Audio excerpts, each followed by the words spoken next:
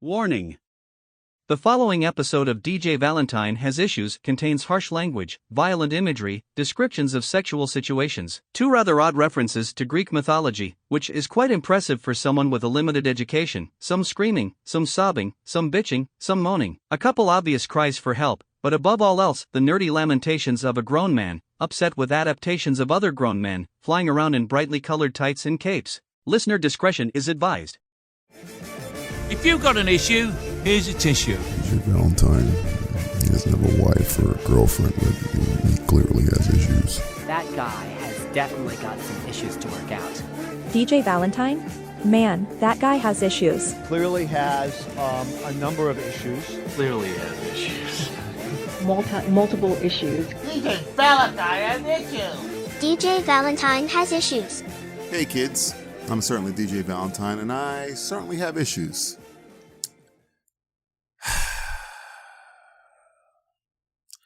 Analogy time, boys and girls.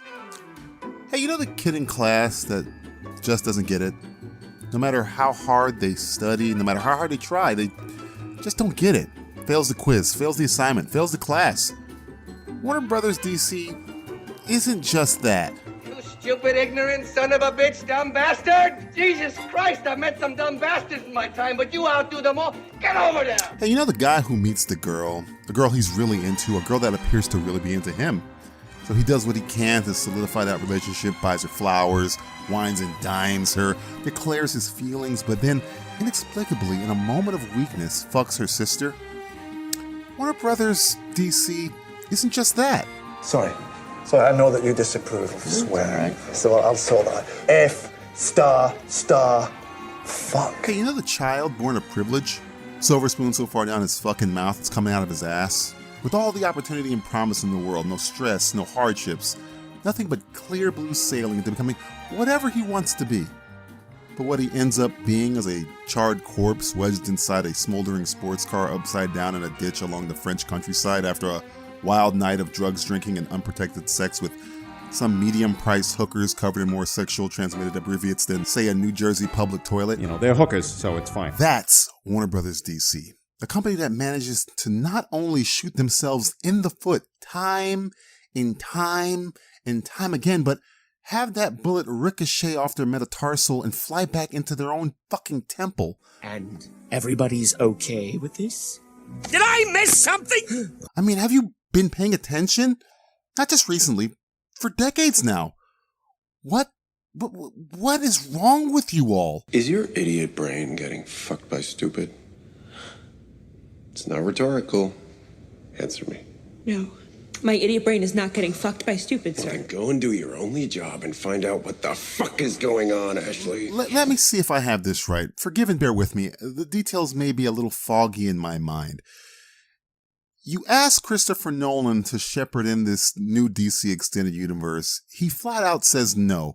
Instead of having a follow-up to Man of Steel or a film starring another character from DC, to perhaps world build a bit, you decided to jump the gun in an effort to catch up to Marvel and go directly to a Batman vs. Superman movie. And you don't even call it Versus, you call it Batman v Superman like it's a fucking court case. After that, film underperforms like a middle-aged man suffering from premature ejaculation, you doubled down and greenlit a Justice League movie. You fired Zack Snyder halfway through, cobbled together this Justice League film with whatever scraps he shot with the help of his replacement, a dude so toxic now, I'm not sure I can even say his name on this channel, even though I've said fuck half a dozen times. After some fiasco with Henry Cavill's mustache and some fan outcry, you hire Snyder back, dump $70 million into essentially an assembly cut of all the footage he shot, including added scenes where Jared Leto's Joker implies Batman and him are fucking, then fire Snyder again. You informed the world that Henry Cavill was out as Superman on Henry Cavill's own fucking birthday. You canceled the Batgirl movie while one of the directors was at his own fucking wedding. You hired Ava DuVernay to do a New Gods movie, then cancel it because it conflicted with Zack Snyder's Justice League film, a film that you are now adamant to distance yourself from. One of your executives was ousted after promising roles to an actress in exchange for sex.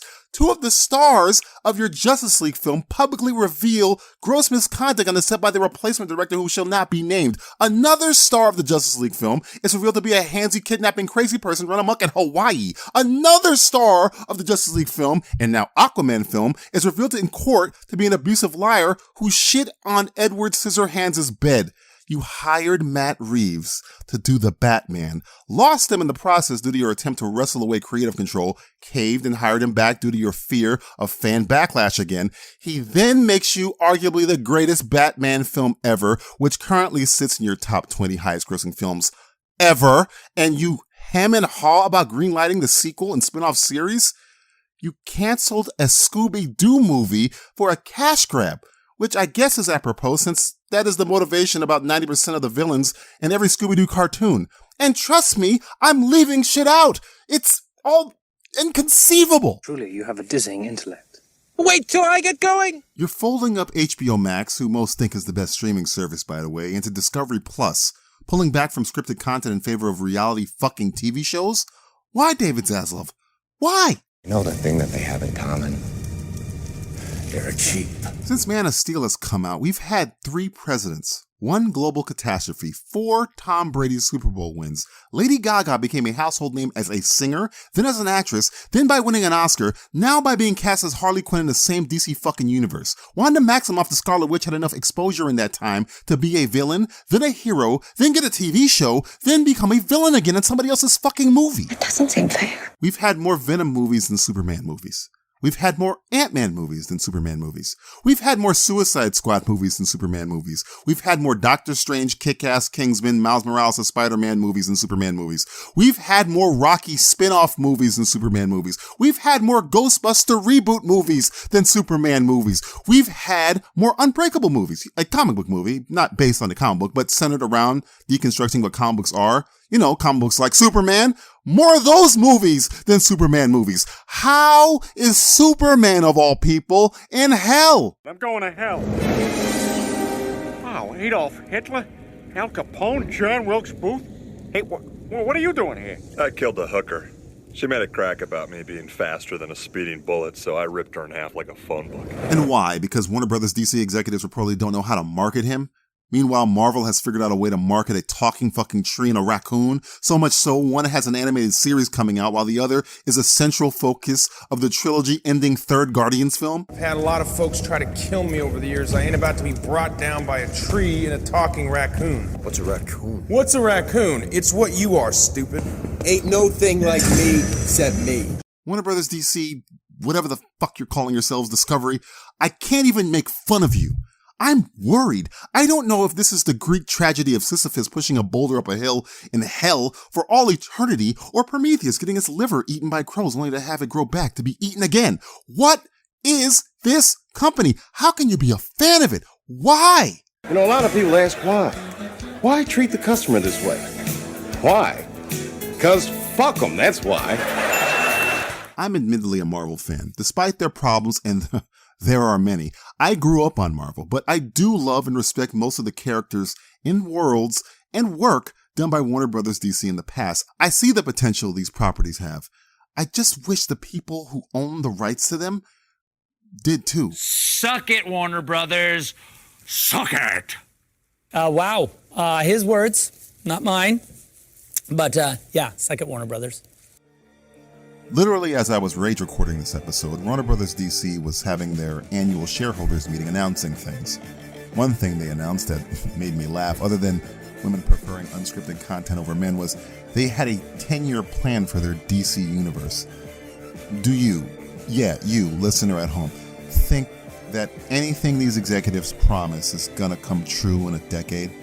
Do you think these same executives will even still be here in a decade? And even if you do, with the track record this company has had in nearly 2 decades, do you have any confidence whatsoever that whatever universe they create will be good?